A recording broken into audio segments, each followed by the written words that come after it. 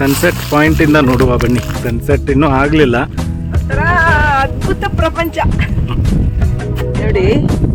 ಈ ವ್ಯಾಲಿಯಲ್ಲಿ ನಿಂತ್ರೆ ಸೂರ್ಯ ಮುಳುಗ್ತಾ ಇದ್ದಾನೆ, ಚಂದ್ರ ಈ ಕಡೆಯಿಂದ ಮೇಲ್ ಬರ್ತಾ ಇದ್ದಾನೆ ನೋಡಿ.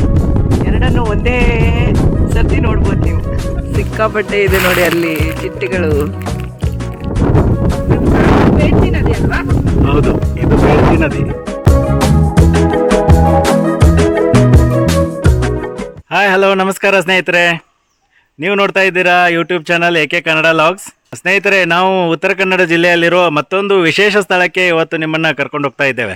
ಅದ್ಯಾವ್ದಂದ್ರೆ ಜೇನುಕಲ್ಲು ಗುಡ್ಡ.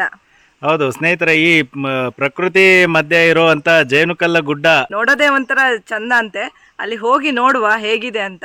ಅದ್ರ ಮೊದಲೇ ನಾವು ಸ್ವಲ್ಪ ಗಾಡಿ ನಿಲ್ಸಿದ್ವಿ. ಇಲ್ಲೊಂದು ಚಿಟ್ಟೆಗಳ ಪ್ರಪಂಚನೇ ಇದೆ. ಡಿಫ್ರೆಂಟ್ ವೆರೈಟಿಯಾದ ಚಿಟ್ಟೆಗಳು ನಾವು ನೋಡ್ಬೋದು. ಇಲ್ಲಿ ನೋಡಿ, ಇದು ಒಂದು ತಗೊಂಬಂದಿ ನೋಡಿ.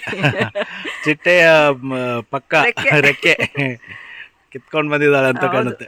ಸಖತ್ತು ತುಂಬಾ ಕಲರ್ಫುಲ್ ಚಿಟ್ಟೆಗಳಿದೆ. ಒಂದು ನಿಮಿಷ ನಿಂತಿದ್ವಿ ನಾವು, ಅದರಲ್ಲೂ ತುಂಬಾ ಕಲರ್ ಆದ ಚಿಟ್ಟೆಗಳನ್ನ ನಾವು ನೋಡಿದ್ವಿ. ಇಲ್ಲೂ ಒಂದು ಚಿಟ್ಟೆ ಇದೆ ನೋಡಿ. ಬನ್ನಿ ಹೋಗುವ. ಜೇನುಕಲ್ಲು ಗುಡ್ಡದ ವಿಶೇಷತೆ ಏನು ಅಂತ ತಿಳ್ಕೊಳ್ಳುವ. ನೋಡಿ ಸ್ನೇಹಿತರೆ, ಈಗ ನಾವು ಜೇನುಕಲ್ಲು ಗುಡ್ಡಕ್ಕೆ ಹೋಗ್ತಾ ಇದ್ದೇವೆ. ನೀವು ಜೇನುಕಲ್ಲು ಗುಡ್ಡ ಹೋಗ್ಬೇಕಂತಂದ್ರೆ ಮಧ್ಯದಲ್ಲಿ ನೀವು ಹುಬ್ಬಳ್ಳಿ ಕಾರವಾರ ಕಡೆ ರಸ್ತೆಯಿಂದ ಬಂದ್ರೆ ಇಲ್ಲಿ ಜೇನುಕಲ್ಲು ಗುಡ್ಡದ ಮಧ್ಯದಲ್ಲಿ ನಿಮಗೆ ಒಂದು ದೇವಸ್ಥಾನ ಸಿಗುತ್ತೆ. ಫೇಮಸ್ ದೇವಸ್ಥಾನ ಅದು. ಶ್ರೀ ಗಂಟೆ ಗಣಪತಿ ದೇವಸ್ಥಾನ ಅಂತಲೇ ಫೇಮಸ್ ಆಗಿದೆ. ಆ ದೇವಸ್ಥಾನವನ್ನು ನೋಡಿಕೊಂಡು ಸುಮಾರು ಅಲ್ಲಿಂದ ಒಂದು 6 ಕಿಲೋಮೀಟರ್ ದೂರ ಇದೆ ಜೇನುಕಲ್ಲು ಗುಡ್ಡ. ಮತ್ತು ಅಲ್ಲಿಂದ 2 ಕಿಲೋಮೀಟರ್ ಟ್ರಾವೆಲ್ ಮಾಡಿದ್ಮೇಲೆ, ದೇವಸ್ಥಾನದಿಂದ 2 ಕಿಲೋಮೀಟರ್ ಮುಂದೆ ಬಂದಮೇಲೆ ಅಲ್ಲಿ 2 ರಸ್ತೆ ಸಿಗುತ್ತೆ ನಿಮಗೆ. ಒಂದು ರಸ್ತೆ ಮಾಗೋಡ್ ಫಾಲ್ಸ್ಗೆ ಹೋಗುತ್ತೆ. ಇನ್ನೊಂದು ರಸ್ತೆ ಏನಿದೆಯಲ್ಲ ಅದು ಜೇನುಕಲ್ಲು ಗುಡ್ಡಕ್ಕೆ ಹೋಗುತ್ತೆ. ಆ ಜೇನುಕಲ್ಲು ಗುಡ್ಡಕ್ಕೆ ಏನೋ ರಸ್ತೆಯಿಂದ ಬರ್ತಿರಲ್ಲ, ಬಂದ್ಮೇಲೆ ಇಲ್ಲಿ ನೋಡಿ ಲೆಫ್ಟ್ ಸೈಡ್ ರೋಡ್ ಕಾಣುತ್ತೆ ನಿಮಗೆ. ಸೊ ಇಲ್ಲಿಂದ ನೀವು ಲೆಫ್ಟ್ ಟರ್ನ್ ಮಾಡಿ ಜೇನುಕಲ್ಲು ಗುಡ್ಡ, ಇಲ್ಲಿಂದ ಒಂದು ಸುಮಾರು 1 ಕಿಲೋಮೀಟರ್ ದೂರ ಇದೆ ಜೇನುಕಲ್ಲು ಗುಡ್ಡ. ಇದು ಸ್ವಲ್ಪ ಕಚ್ಚಾ ರಸ್ತೆ ಇದೆಯಲ್ಲ? ಹೌದು, ಗುಡ್ಡಕ್ಕೆ ಹೋಗುವ ರಸ್ತೆ ಸ್ವಲ್ಪ ಕಚ್ಚಾ ಇದೆ. ಉತ್ತರ ಕನ್ನಡ ಕಡೆ ಬಂದ್ರೆ ನಿಮ್ಗೆ ತೆಂಗಿನ ಜೊತೆ ಅಡಿಕೆ ಮರಗಳು ಕಾಣ್ತವೆ ನೋಡಿ. ಅಡಿಕೆ ವ್ಯಾಲಿ ಅಂತಲೇ ಹೇಳ್ಬೋದು. ಫುಲ್ ಆಫ್ ಅಡಿಕೆ. ಮತ್ತೆ ಇಲ್ಲಿ ಜಾಸ್ತಿ ಭತ್ತ ಬೆಳೀತಾರೆ. ಇದೇ ನೋಡಿ ಜೇನುಕಲ್ಲು ಗುಡ್ಡ. ಜೇನುಕಲ್ಲು ಗುಡ್ಡ ಸುಮಾರು ಯಲ್ಲಾಪುರದಿಂದ 17 ಕಿಲೋಮೀಟರ್ ದೂರದಲ್ಲಿದೆ. ಇದೊಂದು ಬೆಟ್ಟದ ಮೇಲಿದೆ. ಬರೋ ರಸ್ತೆ ಮಾತ್ರ ತುಂಬ ಈ ಥರ ಮಡ್ ರೋಡ್ ಇದೆ. ಇಲ್ಲಿಂದ ಬಂದರೆ ನಿಮಗೆ ಒಂದು ಸುಂದರವಾದ ಸೂರ್ಯಾಸ್ತವನ್ನು ನೋಡ್ಬೋದು. ಇಲ್ಲೆಲ್ಲ ನೋಡಿ, ಇಲ್ಲಿ ಟಿಕೆಟ್ ಕೌಂಟ್ರ್ ಇದೆ. ಒಬ್ಬರಿಗೆ 10 ರೂಪೀಸ್.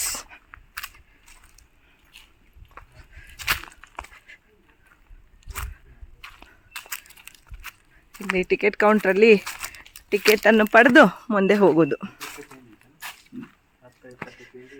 ಎಷ್ಟು? 10 ರೂಪಾಯಿ ಅಲ್ಲ ಒಬ್ಬರಿಗೆ? ಒಬ್ಬರಿಗೆ 10 ರೂಪಾಯಿ. ಸೊ ಪಾರ್ಕಿಂಗಿಗೆ ಏನು ಚಾರ್ಜ್ ಇಲ್ಲ ಅಷ್ಟೇ. ಸೊ ಒಬ್ಬರಿಗೆ ವಿಸಿಟ್ ಮಾಡಲಿಕ್ಕೆ 10 ರೂಪಾಯಿ ಟಿಕೆಟ್ ಇದೆ. ಬನ್ನಿ, ಇಲ್ಲಿಂದನೇ ಒಳಗೆ ಹೋಗಬೇಕು.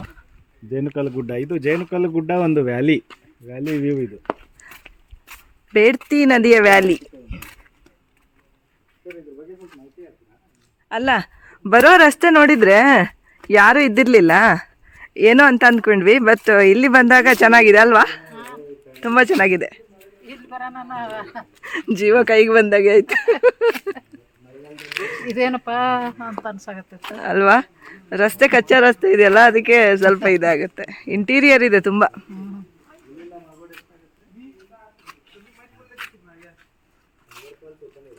Sunset point. ಹೌದು, ಇದು ಒಂದು ಸನ್ಸೆಟ್ ಪಾಯಿಂಟ್. ಮತ್ತೆ ಇಲ್ಲಿ ಬರೋರೆಲ್ಲ ಹೆಚ್ಚಾನೆಚ್ಚು ಸನ್ಸೆಟ್ ನೋಡ್ಲಿಕ್ಕೆ ಬರ್ತಾರೆ. ಸನ್ಸೆಟ್ ನೋಡೋದಾದ್ರೆ ಸಮ್ಮರ್ ಮತ್ತೆ ವಿಂಟರ್ ಅಲ್ಲಿ ಇಲ್ಲಿ ಬಂದ್ರೆ ಹೌದು. ಮಳೆಗಾಲದಲ್ಲಿ ಬರ್ಬೋದು. ಹೌದು, ಬರ್ಬೋದು. ತುಂಬಾ ಜನ ಬರ್ತಾರೆ ಮಳೆಗಾಲದಲ್ಲಿ. ಹೌದು, ಅವಾಗ ಫಾಗ್ ವ್ಯೂ ಇಲ್ಲಿ ಫಾಗ್ ಇರುತ್ತೆ. ಫಾಗ್ ವ್ಯೂ ಮತ್ತೆ ನೇಚರ್ ತುಂಬಾ ಚೆನ್ನಾಗಿ ಕಾಣುತ್ತೆ. ಸೊ ಅದನ್ನ ನೋಡ್ಲಿಕ್ಕೆ ಕೂಡ ಜನ ಬರ್ತಾರೆ. ಯಾಕಂದ್ರೆ ಮಳೆಗಾಲದಲ್ಲಿ ಏನಾಗುತ್ತೆ, ಮಾಗೋಡ್ ಫಾಲ್ಸ್ ಇಲ್ಲಿಂದ ಒಂದು 6 ಕಿಲೋಮೀಟರ್ ದೂರ ಇದೆ ಮಾಗೋಡ್ ಫಾಲ್ಸ್. ಅಲ್ಲಿ ತುಂಬಾ ನೀರು ಇರುತ್ತಲ್ಲ ಮಾಗೋಡ್ ಫಾಲ್ಸ್ ಅಲ್ಲಿ ಮಳೆಗಾಲದಲ್ಲಿ. ಸೊ ಅದಕ್ಕೋಸ್ಕರ ಮಳೆಗಾಲದಲ್ಲಿ ಜಾಸ್ತಿ ಜನ ಈ ಕಡೆಗೆ ವಿಸಿಟ್ ಮಾಡೋದು. ಬನ್ನಿ ಹೋಗುವ, ಮುಂದೆ ಹೋಗಿ ನೋಡುವ ಹೇಗಿದೆ ಅಂತ. ಬನ್ನಿ.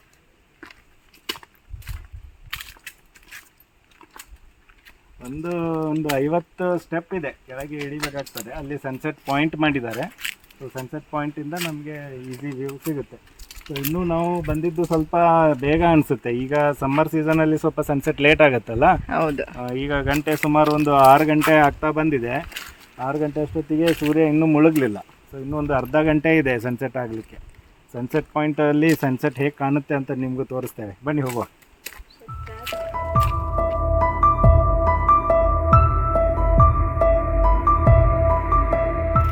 ನೋಡಿ ವ್ಯಾಲಿ ಹೌದು, ತುಂಬಾ ಚೆನ್ನಾಗಿದೆ. ನನಗೆ ಈಗ ಇಲ್ಲಿಂದ ನೋಡ್ತಾ ನನಗೆ ಊಟಿ ನೆನಪಾಯ್ತು. ಈಗ ಊಟಿಯಲ್ಲಿ ಕೂಡ ವ್ಯಾಲಿ ವ್ಯೂಸ್ ಈ ಥರನೇ ಕಾಣ್ತದಲ್ಲ. ಆ್ಯಕ್ಚುಲಿ ನಾವು ಇಲ್ಲಿಗೆ ಹೋಗಿದ್ವಲ್ಲ, ದಾಂಡೇಲಿ ಒಂದು ವ್ಯಾಲಿಗೆ ಹೋಗಿದ್ವಿ, ಅದು ಇದೇ ಥರ ಇತ್ತು. ಹೌದು, ದಾಂಡೇಲಿಯಲ್ಲಿ ಒಂದು ವ್ಯಾಲಿ ಇದೆ, ಅದನ್ನು ಕೂಡ ನಾವು ವಿಡಿಯೋ ಮಾಡುತ್ತೀವಿ ಸ್ನೇಹಿತರೆ. ಸೊ ಇದು ವ್ಯಾಲಿ ಹೇಗಿದೆ ಅಂತ ನೋಡಿ ಕಮೆಂಟಲ್ಲಿ ತಿಳಿಸಿ.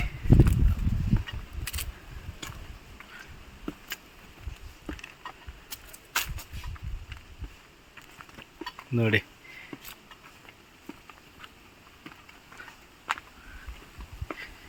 ಇಲ್ಲಿ ಬರ್ತಿದ್ದ ಹಾಗೆ ಸನ್ಸೆಟ್ ನೋಡಲಿಕ್ಕೆ ಸನ್ಸೆಟ್ ಪಾಯಿಂಟ್ಗಳನ್ನು ಮಾಡಿದ್ದಾರೆ. ವಾಹ್, ಇಲ್ಲಿ ನೋಡಿ ವ್ಯಾಲಿ ನೋಡಿ. ಕ್ಯಾಮರಾ ಎಷ್ಟು ಜಸ್ಟಿಸ್ ಕೊಡುತ್ತೋ ಗೊತ್ತಿಲ್ಲ, ಆದರೆ ತುಂಬ ಅದ್ಭುತವಾಗಿದೆ ಅಲ್ಲ. ಹೌದು.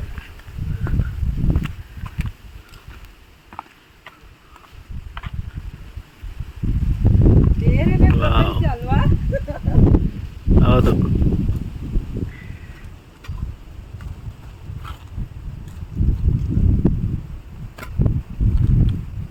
ಒಂಥರ ಅದ್ಭುತ ಪ್ರಪಂಚ. ಬಹಳ ಖುಷಿ ಆಗ್ತಿದೆ ನೋಡಿ.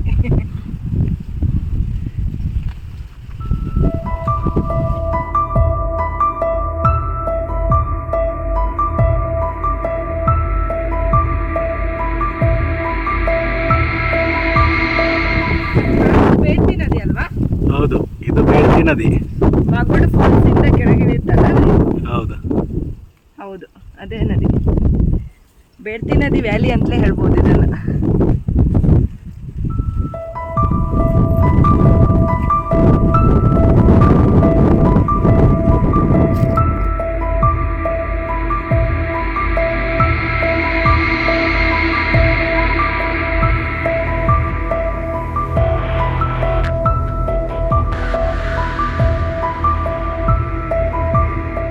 ಈ ಜೇನುಕಲ್ಲು ಗುಡ್ಡಕ್ಕೆ ಜೇನುಕಲ್ಲು ಗುಡ್ಡ ಅಂತ ಹೆಸರು ಬರೋಕ್ಕೆ ಕಾರಣನೇ ಇಲ್ಲಿ ಯಥೇಚ್ಛವಾಗಿ ನೀವು ನೋಡ್ಬೋದು. ಈ ಕಡೆಯಿಂದ ನೋಡಿದ್ರೆ ನಿಮಗೆ ಜೇನು ಗೂಡುಗಳನ್ನು ನೋಡ್ಬೋದು, ಅಂದ್ರೆ ಜೇನು ಕಟ್ಟಿರೋದನ್ನು ಕಾಣ್ತದೆ ಬಂಡೆಗಳ ಮೇಲೆಲ್ಲ. ಪೂರ್ತಿ ಬಂಡೆಗಳ ಮೇಲೆಲ್ಲ ಅಲ್ಲಲ್ಲಿ ಹೆಬ್ಜೇನುಗಳು, ಆ ಥರ ತುಂಬಾ ಜೇನುಗಳಿದೆ ಇಲ್ಲಿ. ಹೌದು, ಅದಕ್ಕೋಸ್ಕರ ಈ ಪ್ರದೇಶ ಏನಿದೆಯಲ್ಲ ಇದನ್ನು ಜೇನುಕಲ್ಲು ಗುಡ್ಡ ಅಂತ ಕರೀತಾರೆ.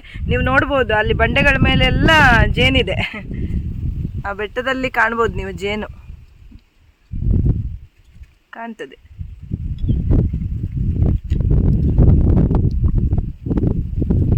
ಅಲ್ವಾ, ತುಂಬಾ ಜೇನಿದೆಯಲ್ಲ ಅಲ್ಲಿ. ಹೌದು,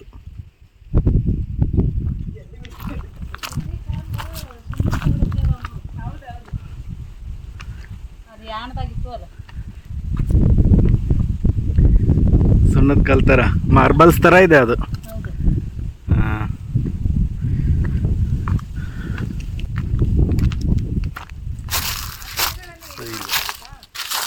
ಮಾರ್ಬಲ್ಸ್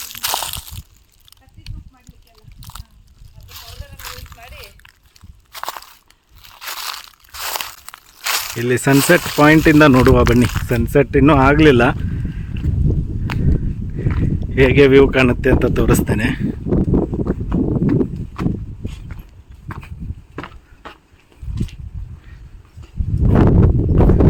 ನೋಡಿ, ಸೊ ಇಲ್ಲಿ ಸನ್ಸೆಟ್ ಕಾಣೋದು. ಇನ್ನು ಸೂರ್ಯ ಪ್ರಕಾಶಿಸ್ತಾ ಇದ್ದಾನೆ.